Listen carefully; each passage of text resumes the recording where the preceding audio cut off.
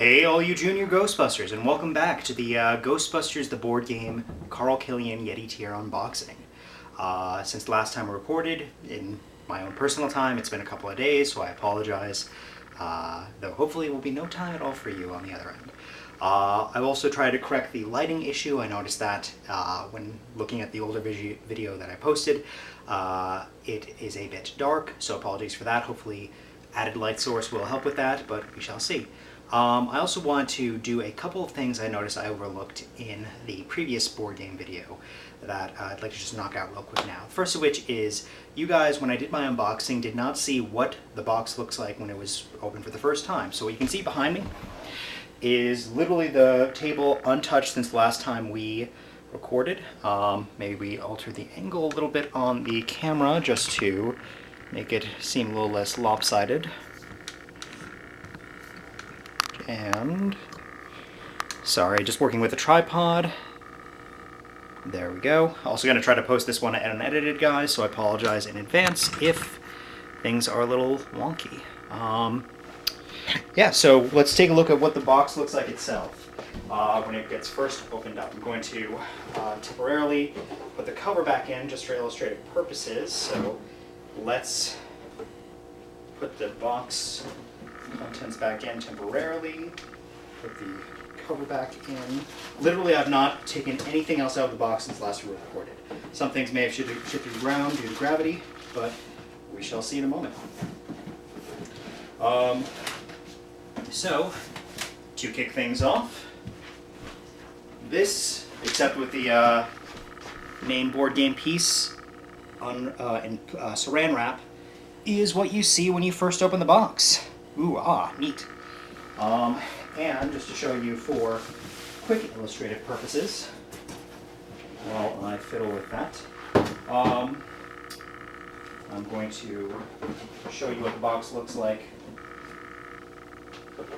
with the contents of the main board game piece removed.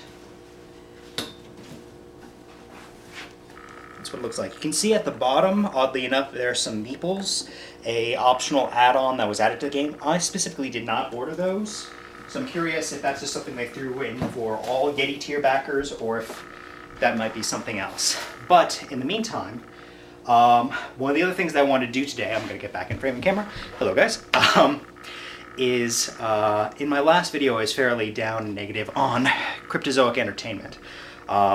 And I want to sort of clarify those comments, because I think that there is a lot of valid frustration, both from myself as somebody who backed this game at such a high level, and just regular level backers as well. But the thing I want to clarify is my feelings on the matter are complicated, primarily because literally nobody else is doing what Cryptozoic is doing. They're not making this excellent game that, rule flubs aside, that pays such fantastic homage to the things we loved about Ghostbusters, whether that be the old Kenner toys, or the cartoon series, or the modern comic book series. It is something I'm incredibly grateful from Cryptozoic, and if they were to post another Kickstarter campaign, I would back it in a heartbeat. Now, the reason I explain both the positives and negatives of my Yeti tier story, and also my frustrations especially, is that I want purchasers to make informed decisions when it comes to how they spend their money and back for the Kickstarter campaigns. I know personally I will back any Cryptozoic campaign that features the Ghostbusters going forward. However, should someone else feel differently, being forearmed and forewarned with the appropriate information based on my experience and the experience of others, I think is completely fair. I think given the situation surrounding the campaign, there is so much that is outside of Cryptozoic's control. The quality control of the pieces is based so much on the manufacturer. They can't open up every single board game based off the thousands of orders they've received and swap out broken or bent pieces. I understand that, and I'm sure that there is no way to guarantee the level of quality with a new printer of the game. Since last board game had its issues, they tried to correct that issue, as I understand it, with having a new set of publishers. So, completely understand it. The rule flubs and the lack of communications I think is a bit more of a sticking point. Understandably, they've had employee transitioning since the campaign started. Sarah, who was the community manager for Cryptozoic, had left the company for another opportunity. Likewise, Mattia Wilson, who was the lead designer on the game, left. So that could explain some of these issues. But the fact that even when those key personnel were gone, there was no immediate transition plan, especially on the communication side, since the frustrating thing for me and the somewhat unforgivable thing for me that I hope they correct in the future. If they do, I think I can find into my heart to forgive them. But the thing that really frustrated me was that 6-month period with no response, especially when after that 6 months, the first response I got back after a coworker of the employee poked and prodded them to respond was, "Oh, I thought I sent you that. I'll be sure to send it to you." And then again, no response. And the customer service side of things, I think, has sort of been very similar for a lot of people, at least according to the Facebook group. I think it is a testament to Cryptozoic that they are providing and shipping replacement pieces. A lot of other companies, especially in the Kickstarter realm, would just wipe their hands at things and say, "Oh well, I'm over and done with this. Too bad for whatever happened to you." Or worse, run away with your money. We've got 2 complete games shipped from Cryptozoic, granted with flaws, but flaws that they are addressing as time goes on. But the thing that is frustrating to me is that they are flaws of their own making. At least on the communication side.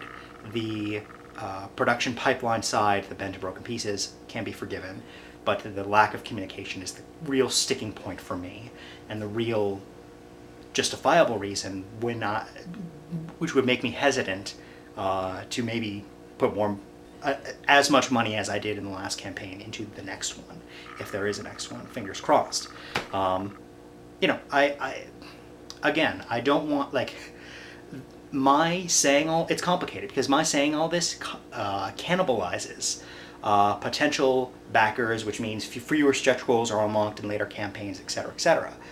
But I can't in good conscience back something, spread the word about something unhesitantly, as I did with both previous campaigns, unless there is an action plan to address these issues. Not to be proactive against these issues and not reactive, as with the replacement of pieces, the sending out of PDF of the rules updates, etc., etc. Again, I think it's a testament to Cryptozoic that they are doing this, but it is also damning of them that they allowed this to happen. So, personally, again, I would back another project from them, but until they get their act together, so to speak, I am hesitant to recommend my friends do the same. And maybe there will be a apology email from them listing out an action plan that will assuage my concerns. That would probably be the best thing in all these scenarios that they could do. But until that happens, I think that I will spend my own money as I see fit and ask that future backers do the same with the knowledge that hopefully these videos provide and other experiences provide. So that is it from me. I'm going to actually stop things in this video in particular right here, and then continue the unboxing in a part 3 of the video. So this was part 2. We'll move on to part 3 shortly. But until next time, guys, as always, I'm ready to believe you.